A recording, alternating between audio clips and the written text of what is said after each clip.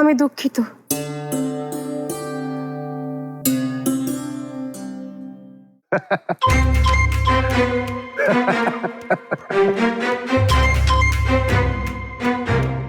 এত হাসি আনন্দের কি হলো আমি তো বুঝলাম না।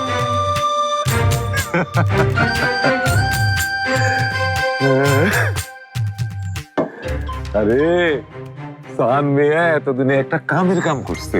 মানে কি কইতেছ তুমি?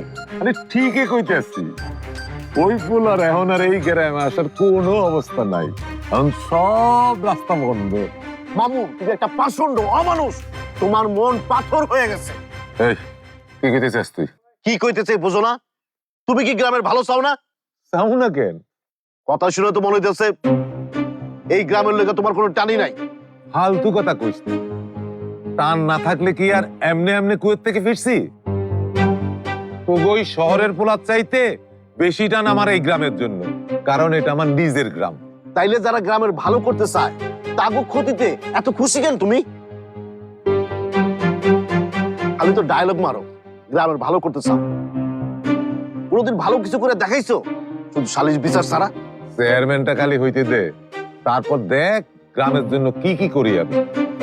আর শোন, আমার আগামী নির্বাচনে তোর কিন্তু সব দায়িত্ব নিতে হবে, সব দায়িত্ব তোর কাঁধে, বুঝলি?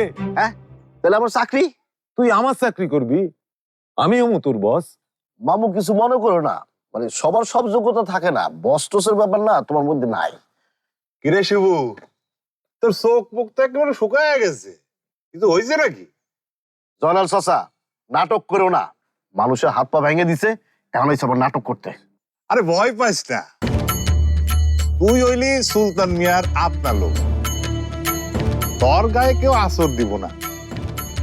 তারপরেও তো কম যায় না, সাবধানে থাকি। এইসব কাজ কাম তো গ্রামের বিরুদ্ধে যায় নাকি? সাম মিয়ার বিরুদ্ধে গেলে গ্রামের বিরুদ্ধে যায় না, আর তোমরা যা করতেছো সেটা গ্রামের বিরুদ্ধে যায় না। তোমাকে কঠিন শাস্তি হওয়া উচিত। শাস্তি কেন দিব? এই ঘাটের মরা সুলতান মিয়া। সাবধানে কথা কই জয়নাল। ওরে বাবা রে বাবা রে, ভয় পাইছি। আজকাল মেয়ে সব বিরালো দিয়ে আলো মলম করে। ভালো ভালো, খুব ভালো। একবার খালি নির্বাচন হারো, তখন দেখবা এই জয়নাল মিয়ারও তোমার সালাম দেওয়া চলতে হইব।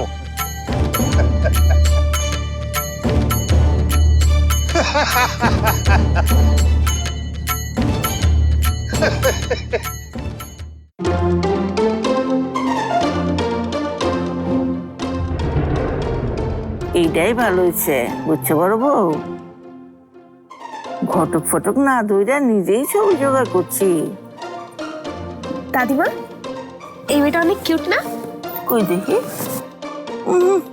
না না, চোখগুলা তো আমার ছোট ছোট।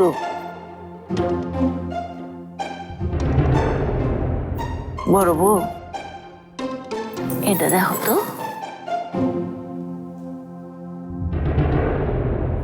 না না, এটা দেখো।